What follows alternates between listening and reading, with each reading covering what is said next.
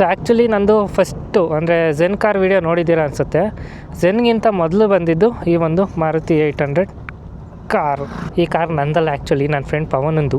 Video ಮಾಡ್ಬಿಟ್ಟು ಕೊಡು ಅಂತ ಇವತ್ತು ಇಸ್ಕೊಂಬಂದಿದ್ದೀನಿ. ವೀಡಿಯೋ ಮಾಡಿಬಿಟ್ಟು ವಾಪಸ್ ಕೊಟ್ಬಿಡ್ಬೇಕು. ಸ್ಟೇರಿಂಗ್ ವೀಲ್ ನೋಡ್ಬೋದು, ಲಾರಿ ಸ್ಟೇರಿಂಗ್ ಥರ ಕಾಣಿಸ್ತೈತೆ ಅನ್ಸುತ್ತೆ ನಿಮ್ಗಲ್ವಾ? ಯಾಕಂದರೆ ಇಲ್ಲಿ ಮೀಟ್ರ್ ಕನ್ಸೋಲ್ ಬರುತ್ತಲ್ಲ, ಅಲ್ಲಿ ಕ್ಯಾಮ್ರಾ ಮೌಂಟ್ ಮಾಡಿದ್ದೀನಿ. ಹೆಂಗೆ ಕಾಣಿಸುತ್ತೆ ನೋಡೋಣ ಅಂತ.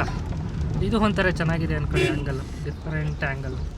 ಸೊ ಈ ಕಾರಲ್ಲಿ ನಮಗೆ 4 ಸ್ಪೀಡ್ ಮ್ಯಾನ್ಯುವಲ್ ಗಿಯರ್ ಬಾಕ್ಸ್ ಬರುತ್ತೆ ವಿತ್ 1 ರಿವರ್ಸ್ ಗೇರು. ಯಾಕಂದರೆ ಹಿಂದಕ್ಕೆ ಹೋಗ್ಬೇಕಲ್ಲ, ಜಾಸ್ತಿ ಮುಂದಕ್ಕೆ ಹೋಗ್ಬಿಟ್ರೆ ಹಿಂದಕ್ಕೆ ಬರೋಕ್ಬೇಕಲ್ಲ. ಸೊ ಅದಕ್ಕೆ ಒಂದು ರಿವರ್ಸ್ ಗೇರ್ ಕೊಟ್ಟವ್ರೆ. ಸೊ ಆಲ್ಮೋಸ್ಟ್ ಒಂದು 36 to 40 bhp ಪವರ್ನ ಪ್ರೊಡ್ಯೂಸ್ ಮಾಡುತ್ತೆ. ಸೊ ನೀವು ಕೇಳ್ಬೋದು ತುಂಬ ಕಮ್ಮಿ ನಂಬರ್ಸ್ ಆಯಿತು ಅಂತ.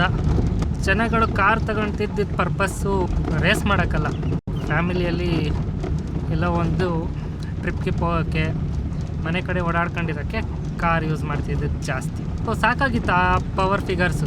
36 to 40 bhp ಏನಿದೆ, ಇಟ್ಸ್ ಎನಫ್ ಅಂತಲೇ ಹೇಳ್ಬೋದು.